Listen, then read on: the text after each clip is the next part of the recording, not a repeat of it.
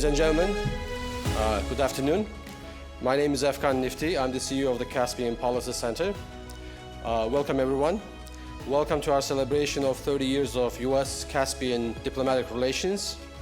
At the CPC, we are honored to host all of you here today. We have always prioritized bringing together the Caspian and U.S. policymaking, academic and business worlds, and this event celebrates the region's historic cooperation with Washington. These issues have always been of great importance both in the United States and the Caspian region, but now, with Putin's invasion of Ukraine, these topics are especially meaningful.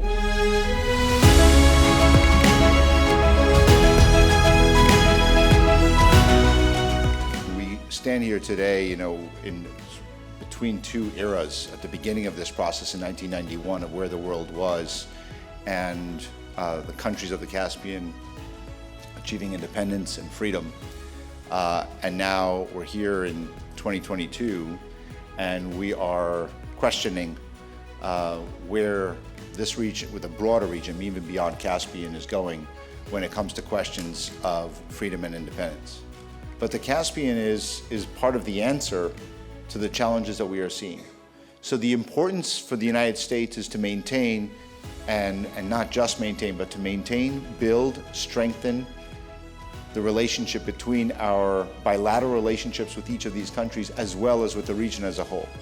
And I think that this is a moment for us to be able to work together, the region and the United States, the region and the European Union, and the region together with the US and the EU at the same time, to see how can we support the growth, the integration, the political interconnection, that will then follow with economic integration, economic interconnection. And the Caspian should be seen as a place of connection between East and West, between North and South. I think that is what we can achieve if we continue that.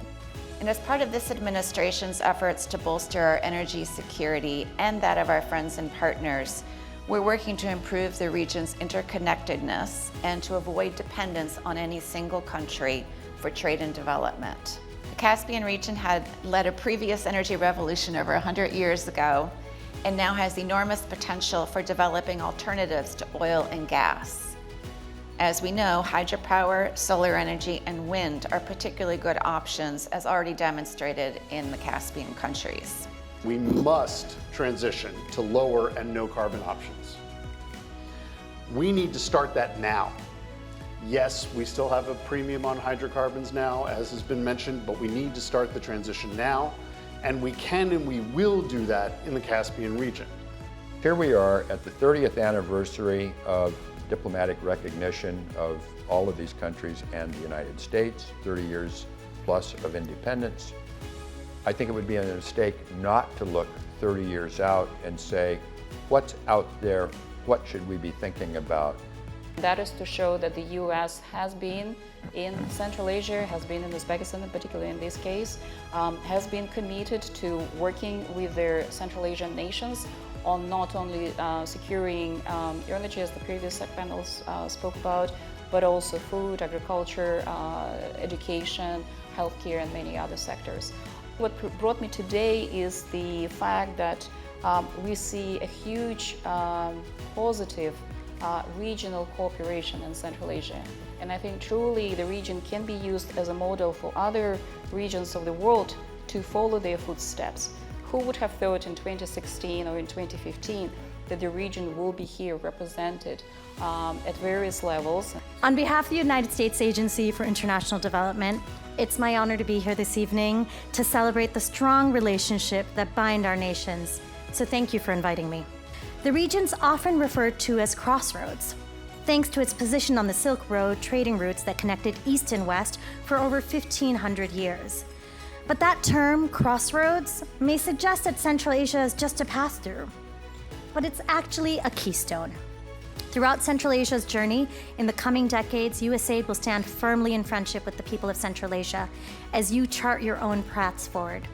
But indeed, it's great to be here at the forum by the Caspian Policy Center. Even 20 years ago when I was here, there were very, very few people who were talking about the region. And now we have an institution who is dedicated specifically on bringing attention to this very important part of the world, to the heartland. Georgia is constantly ranked among the top global countries in easiness of doing business, corruption perception, effective and transparent governance. This progress would not have been possible without the firm U.S. assistance provided to Georgia since the early days of regained independence. So, first of all, I want to thank esteemed Mr. Evgan Nifty and Ambassador Hoagland for this organizing this wonderful event and their efforts, tireless efforts to increase awareness about our great Caspian region. Nowadays, we are all under the pressure of global natural challenges, such as global warming, pollution, and the pandemic. I would like to emphasize that these 30 years have not been easy for the countries of the Central Asia and Caucasus. It was a period of formation of independence with all the difficulties that accompany the construction of a new state. At the same period, a new diplomatic school of young states was being created and building relations with the world community. In this difficult process, the United States stood by and provided us with support in many areas. During these years of independence, friendly and fruitful relations have been established with the United States, and we highly appreciate the assistance provided to us, especially in the first years of independence. We are proud to be part of today's celebration. And I can tell you at the outset that our collaboration and support for CPC's work will continue in the years to come.